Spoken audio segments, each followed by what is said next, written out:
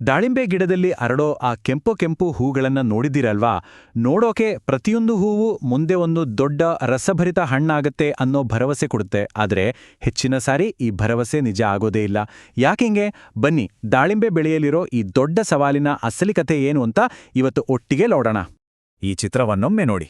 ಆಹಾ, ಎಂಥ ಚಂದಲ್ವಾ! ಪ್ರತಿಯೊಂದು ಹೂವು ಒಂದು ಪರ್ಫೆಕ್ಟ್ ಫಸಲಿನ ಸಂಕೇತದಂತೆ ಕಾಣಿಸುತ್ತೆ.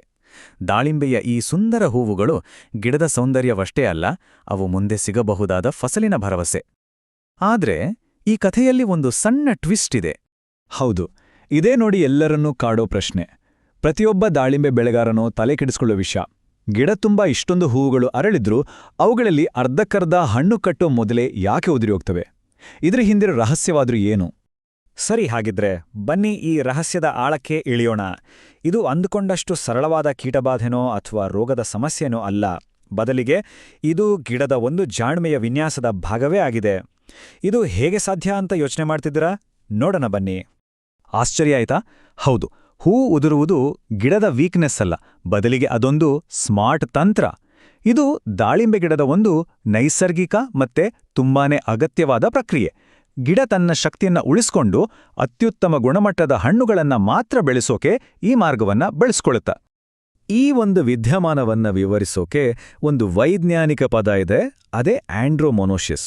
ಸಿಂಪಲ್ ಆಗಿ ಹೇಳಬೇಕು ಅಂದ್ರೆ, ದಾಳಿಂಬೆ ಗಿಡ ಒಂದೇ ತರಹದ ಹೂಗಳನ್ನು ಬಿಡಲ್ಲ, ಬದಲಾಗಿ ಎರಡು ಬೇರೆ ಬೇರೆ ತರಹದ ಹೂಗಳನ್ನು ಉತ್ಪಾದಿಸುತ್ತೆ. ಒಂದಕ್ಕೆ ಹಣ್ಣಾಗಿ ಬೆಳೆಯೋ ಕೆಪಾಸಿಟಿ ಇದ್ರೆ ಇನ್ನೊಂದರ ಕೆಲ್ಸನೇ ಬೇರೆ. ಈಗ ನೋಡಿ, ಈ ಸ್ಲೈಡ್ನಲ್ಲಿರೋದು ತುಂಬಾನೇ ಇಂಟ್ರೆಸ್ಟಿಂಗ್. ಇಲ್ಲಿ ಎರಡು ತರದ ಹೂವುಗಳ ನಡುವಿನ ವ್ಯತ್ಯಾಸವನ್ನ ಸ್ಪಷ್ಟವಾಗಿ ನೋಡ್ಬೋದು. ಒಂದು, ಹೂದಾನಿ ಆಕಾರದಲ್ಲಿರೋ ದ್ವಿಲಿಂಗಿ ಹೂವುಗಳು. ಇವು ಉದ್ದವಾದ ಪಿಸ್ಟಿಲ್ ಮತ್ತು ದೊಡ್ಡ ಅಂಡಾಶಯವನ್ನ ಹೊಂದಿರ್ತವೆ. ಇವುಗಳೇ ಮುಂದೆ ಹಣ್ಣಾಗಿ ಬದಲಾಗೋದು. ಇನ್ನೊಂದು ಕಡೆ ಗಂಟೆ ಆಕಾರದ ಗಂಡು ಹೂವುಗಳಿವೆ. ಅವುಗಳ ಮುಖ್ಯ ಕೆಲಸ ಪರಾಗವನ್ನ ಕೊಡೋದು ಅಷ್ಟೇ. ಆ ಕೆಲಸ ಮುಗಿದ ತಕ್ಷಣ ಅವು ತಾವಾಗಿಯೇ ಉದುರಿ ಹೋಗ್ತವೆ. ಅಂದ್ರೆ ಉದ್ರೋ ಎಲ್ಲಾ ಹೂವುಗಳ ಬಗ್ಗೆ ಚಿಂತೆ ಮಾಡಬೇಕಾಗಿಲ್ಲ ಅಲ್ವಾ? ಹಾಗಿದ್ರೆ ಹಣ್ಣು ಕಟ್ಟೋ ಸಾಮರ್ಥ್ಯ ಇರೋ ಆ ದ್ವಿಲಿಂಗಿ ಹೂಗಳು ಯಶಸ್ವಿಯಾಗೋಕೆ ಏನೆಲ್ಲ ಬೇಕು? ಅದಕ್ಕೂ ಒಂದು ಪರ್ಫೆಕ್ಟ್ ರೆಸಿಪಿ ಇದೆ. ಕೇವಲ ಸರಿಯಾದ ಹೂವಿದ್ರೆ ಸಾಲ್ದು, ಅದಕ್ಕೆ ಪೂರಕವಾದ ವಾತಾವರಣ, ಪೋಷಣೆ, ಹೀಗೆ ಎಲ್ಲವೂ ಸರಿಯಾಗಿ ಹೊಂದ್ಕೊಳ್ಬೇಕು. ಇಲ್ಲಿ ಪರಾಗಸ್ಪರ್ಶದ ಪಾತ್ರ ತುಂಬಾನೇ ಮುಖ್ಯ. ಗಿಡ ತನಗೆ ತಾನೇ ಪರಾಗಸ್ಪರ್ಶ ಮಾಡ್ಕೊಳ್ಬಲ್ದು ನಿಜ, ಆದರೆ ಜೇನುನೊಣಗಳಂತಹ ಪರಾಗವಾಹಕಗಳು ಬಂದು ಅಡ್ಡ ಪರಾಗಸ್ಪರ್ಶ ಮಾಡಿದಾಗ ಹಣ್ಣು ಕಟ್ಟೋ ಪ್ರಮಾಣ ಜಾಸ್ತಿಯಾಗುತ್ತೆ. ಇದು ಪ್ರಕೃತಿಯ ಒಂದು ಅದ್ಭುತ ಸಹಯೋಗ ಅಂತಲೇ ಹೇಳ್ಬೋದು. ಮತ್ತೆ ಈ ಸಂಖ್ಯೆ ಆ ಸಹಯೋಗದ ಶಕ್ತಿಯನ್ನ ತೋರಿಸುತ್ತೆ ನೋಡಿ. ಒಂದು ಅಧ್ಯಯನದ ಪ್ರಕಾರ ಅಡ್ಡ ಪರಾಗಸ್ಪರ್ಶದಿಂದ ಹಣ್ಣು ಕಟ್ಟುವಿಕೆ ಪ್ರಮಾಣ ಬರೋಬ್ಬರಿ 67.9% ಅಷ್ಟು ಹೆಚ್ಚಾಗಿದೆ. ಇದು ಸ್ವಯಂ ಪರಾಗಸ್ಪರ್ಶದಿಂದ ಸಿಗೋ 46%ಗೆ ಹೋಲಿಸಿದ್ರೆ ಎಂಥ ದೊಡ್ಡ ವ್ಯತ್ಯಾಸ ಅಲ್ವಾ? ಪರಾಗಸ್ಪರ್ಶ ಯಶಸ್ವಿಯಾದ್ರೂ ತಾಪಮಾನ ಸರಿಯಾಗಿರಬೇಕು. ಈ ಚಾರ್ಟ್ ನೋಡಿ, 25-35 ಡಿಗ್ರಿ ಸೆಲ್ಸಿಯಸ್ ತಾಪಮಾನ ಪರಾಗ ಮೊಳಕೆಯೊಡೆಯಕ್ಕೆ ಬೆಸ್ಟ್. ಆದರೆ ತಾಪಮಾನ 15 ಡಿಗ್ರಿಗಿಂತ ಕಡಿಮೆ ಆದ್ರೆ ಅದರ ಸಾಮರ್ಥ್ಯ ಏಕ್ದಮ್ ಕುಸ್ತೋಗುತ್ತೆ. ಇನ್ನು ನೀರಿನ ವಿಷಯಕ್ಕೆ ಬಂದ್ರೆ ಇದೊಂದು ಸೂಕ್ಷ್ಮ ಸಮತೋಲನದ ಆಟ. ನೀರು ಹೆಚ್ಚಾದ್ರೂ ಕಷ್ಟ, ಕಡಿಮೆಯಾದ್ರೂ ನಷ್ಟ. ಜಾಸ್ತಿ ನೀರು ಬೇರುಗಳನ್ನ ಕುಳಿಸಿದ್ರೆ ನೀರಿನ ಕೊರತೆ ಹೂವು ಮತ್ತು ಎಳೆಹಣ್ಣುಗಳು ಉದುರೋಕೆ ಕಾರಣ ಆಗುತ್ತೆ.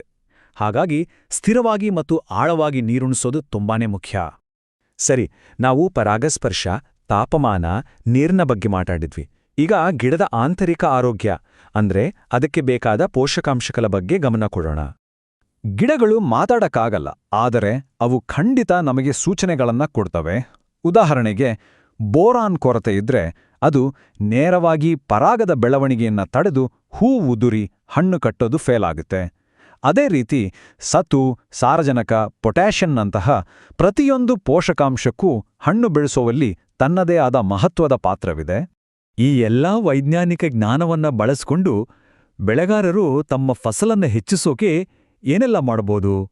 ಈಗ ಕೆಲವು ಪ್ರಾಕ್ಟಿಕಲ್ ಪರಿಹಾರಗಳನ್ನ ನೋಡೋಣ ಬನ್ನಿ. ಮೊದಲನೇದು ಸವರುವಿಕೆ ಅಥವಾ ಪ್ರೂನಿಂಗ್. ಇದು ಸುಮ್ಮನೆ ಕೊಂಬೆಗಳನ್ನ ಕಚ್ಚಿರೋದಲ್ಲ, ಇದು ಗಿಡದ ಶಕ್ತಿಯನ್ನ ಅನಗತ್ಯ ಬೆಳವಣಿಗೆಯಿಂದ ಹಣ್ಣು ಉತ್ಪಾದನೆ ಕಡೆಗೆ ತಿರುಗಿಸೋ ಒಂದು ಕಲೆ. ಸರಿಯಾದ ಸವರುವಿಕೆ ಮಾಡಿದ್ರೆ ಗಿಡಕ್ಕೆ ಚೆನ್ನಾಗಿ ಗಾಳಿ, ಬೆಳಕು ಸಿಕ್ಕಿ ಅದು ಆರೋಗ್ಯವಾಗಿರುತ್ತೆ. ಮುಂದಿನ ಹಂತ ತಂತ್ರಜ್ಞಾನದ ಬಳಕೆ. ಸಸ್ಯ ಬೆಳವಣಿಗೆ ನಿಯಂತ್ರಕಗಳು ಅಂದ್ರೆ ಪ್ಲಾಂಟ್ ಗ್ರೋತ್ ರೆಗ್ಯುಲೇಟರ್ಸ್. ಇವು ಗಿಡಕ್ಕೆ ಹಾರ್ಮೋನ್ಗಳ ಮೂಲಕ ಹೇ ಆ ಹಣ್ಣನ್ನ ಚೆನ್ನಾಗಿ ಹಿಡ್ಕೋ ಉದುರಬೇಡ ಅಂತ ಸಿಗ್ನಲ್ ಕಳಿಸ್ತವೆ. ಇದರಿಂದ ಹಣ್ಣು ಉದುರೋದು ಕಡಿಮೆಯಾಗಿ ಹಣ್ಣು ಕಟ್ಟೋದು ಜಾಸ್ತಿಯಾಗುತ್ತೆ.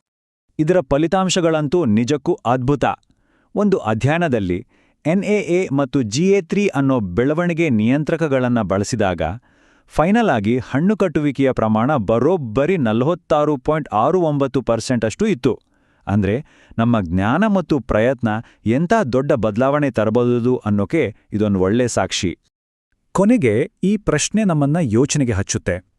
ದಾಳಿಂಬೆಯ ಯಶಸ್ವಿ ಕೃಷಿ ಅನ್ನೋದು ಪ್ರಕೃತಿಯ ಅದ್ಭುತ ವಿನ್ಯಾಸ ಒಂದು ಕಡೆಯಾದ್ರೆ, ಬೆಳೆಗಾರರ ಜ್ಞಾನ, ಕಲೆ ಮತ್ತೆ ಶ್ರಮ ಇನ್ನೊಂದು ಕಡೆ. ಇವೆರಡರ ಒಂದು ಸುಂದರ ಸಹಯೋಗ. ಪ್ರಕೃತಿ ನಮಗೆ ಒಂದು ನೀಲನಕ್ಷೆ ಕೊಡುತ್ತೆ, ಆದರೆ ಅದನ್ನ ಒಂದು ಸಮೃದ್ಧ ಫಸಲಾಗಿ ಬದಲಾಯಿಸೋದು ಬೆಳೆಗಾರನ ಕೈಯಲ್ಲೇ ಇದೆ.